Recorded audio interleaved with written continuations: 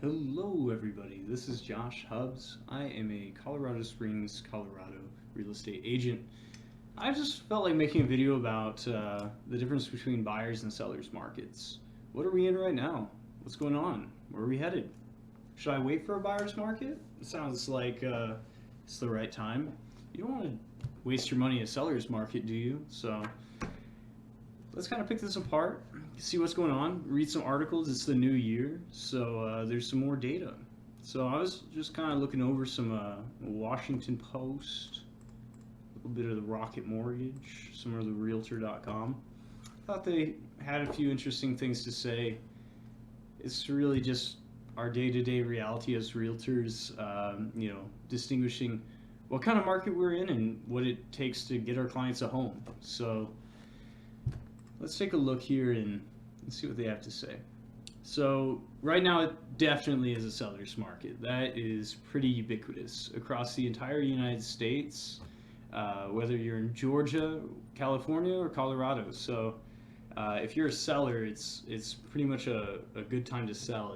It's well considered that when you put your house up on the market, especially during a slower month like January, not a lot of people are really trying to get out in the cold and start moving. So when you have a house and it's something 5,000 people want, you typically end up walking away with some pretty good offers.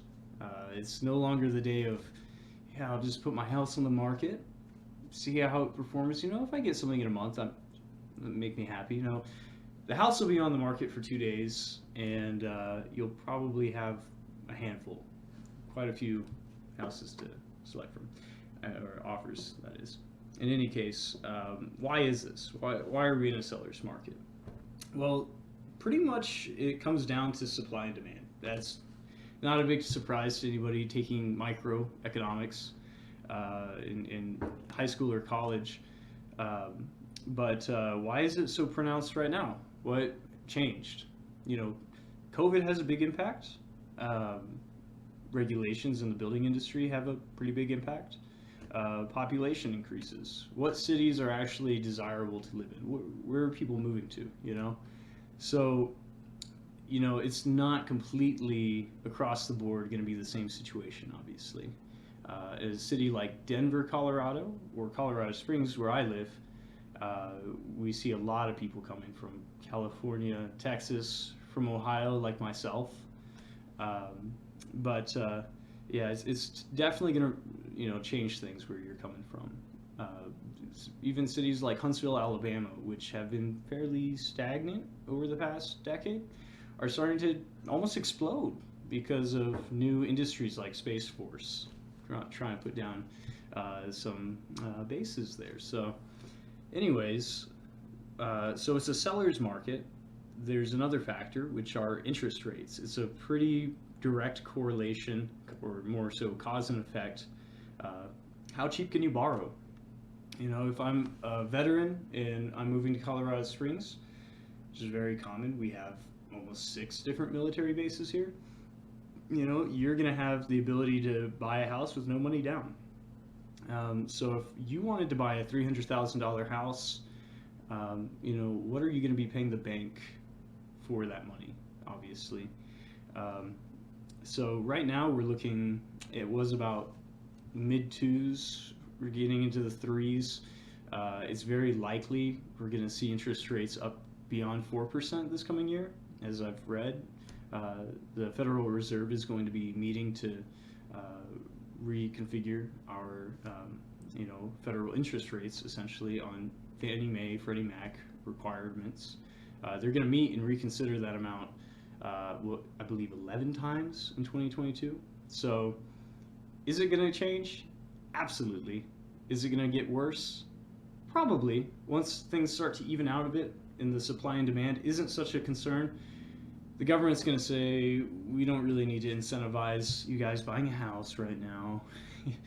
The COVID injections to our economy, the stimulus, it's over. You guys should be good to go. So we're going to have a bit more of a price to borrowing money down the road. But anyway, why is real estate important to track? Why do we care if it's a seller's or a buyer's market? If it's a seller's market right now, doesn't that mean it's better to be a seller? You wouldn't want to be a buyer, would you? Well, the issue is there's so many buyers because it's a great time to buy. That's the funny thing is it's really a seller's market that makes the best conditions for new homeowners. Anybody who's looking to get their foot in the door and start accruing some equity. So are we going to see a buyer's market, or is it just going to stay a seller's market? The thing that would have to change, obviously, is the supply. Are we going to start to be able to build huge living complexes, huge apartments, huge condos, and settle a little bit of the issue? Sure. There's a lot of projects going on in my city, a lot of expansion and construction going on, so it's going to help. But it's not going to outpace the population growth of people coming here to keep that cycle going, So I'm not betting on an increase in supply anytime soon, not to that extent. I used to say as a joke, once we see 3D printed houses, then we're good. There's going to be houses for anybody who needs one, but that actually might not be that far off. We can look into that in another episode. But another thing is higher interest rates. It becomes a buyer's market once your competitors are priced out. Now that you don't have anybody else that can afford to buy a house, there's much less demand. People are renting, and now you can buy a house. Nobody's going to compete with you if you are waiting for a buyer's market and you have unlimited money. So that's what it looks like when you decide to wait and you bet on there being a buyer's market. It's not something worth waiting for. It's not something worth betting on. It's not a better economic situation for anybody. A seller's market is more indicative of a healthy market, I'd say, at least in the sense that with the seller's market, typically there's lower interest rates.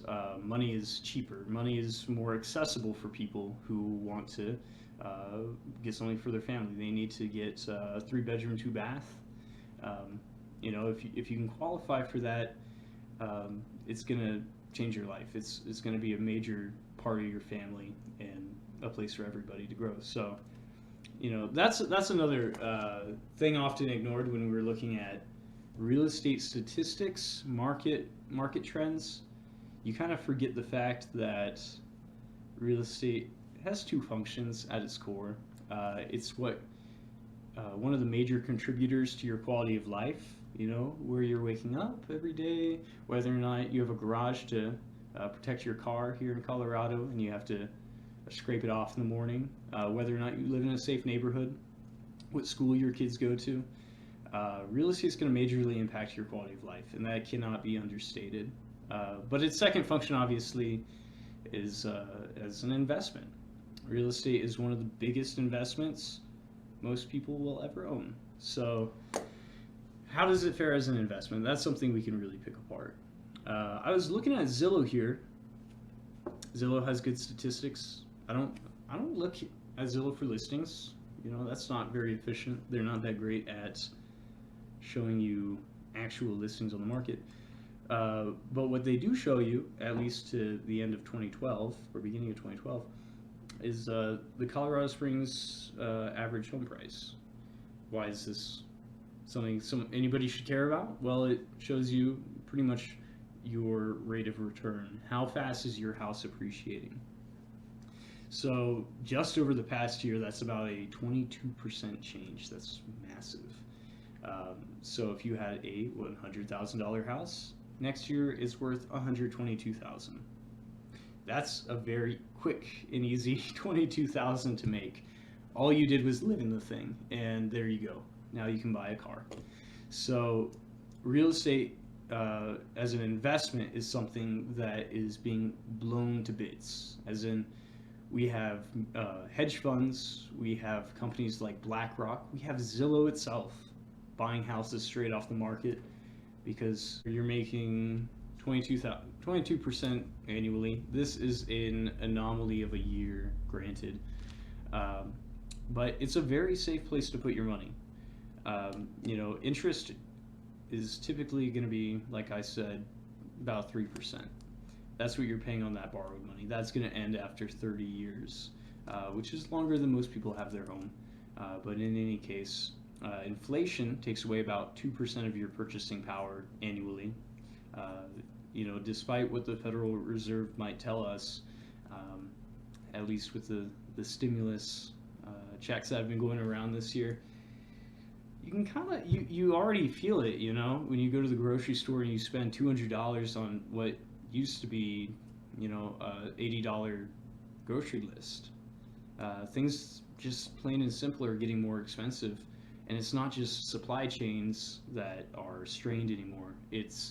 There's just too much money in circulation. I don't know if it's money that is put in there by the Federal Reserve or not, but that's another episode.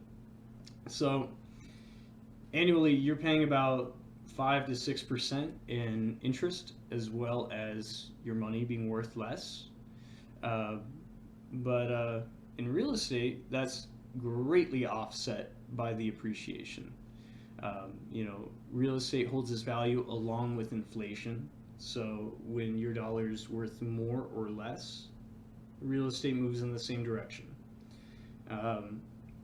But in any case, it's one of the best investments you can make. And I personally love it because when you invest in crypto, not only is it a huge risk, and you will never see what a blockchain actually looks like, you will never be able to touch blockchain, you get to put in new floors in your house. You get to see your kids grow up and have their own rooms. You have a backyard that you feel safe to leave your dog in. Real estate is something that, like I said, changes the way you live. It's the most important thing you could spend your money on, essentially. And something I love about where we live, if you live in the United States, is it's something that's accessible. It's something part of the American dream. It's within everybody's wheelhouse to someday own property. And I think that's really cool. That's hands down, honestly, one of my favorite things about the United States, is that opportunity. So don't wait for a buyer's market. It's not better than a seller's market. It's worse. Get in contact with a lender. I'm an agent, and I would love to have some conversations with you guys. But talk to a lender. See what's possible. Make a plan. Get this on your radar. If you wait for a buyer's market, it's not coming. You're missing out. You're going to be putting money towards somebody else's mortgage at the end of the day, and that's something I hate to see. So save you some money, buy a house, and save you some more money. See ya.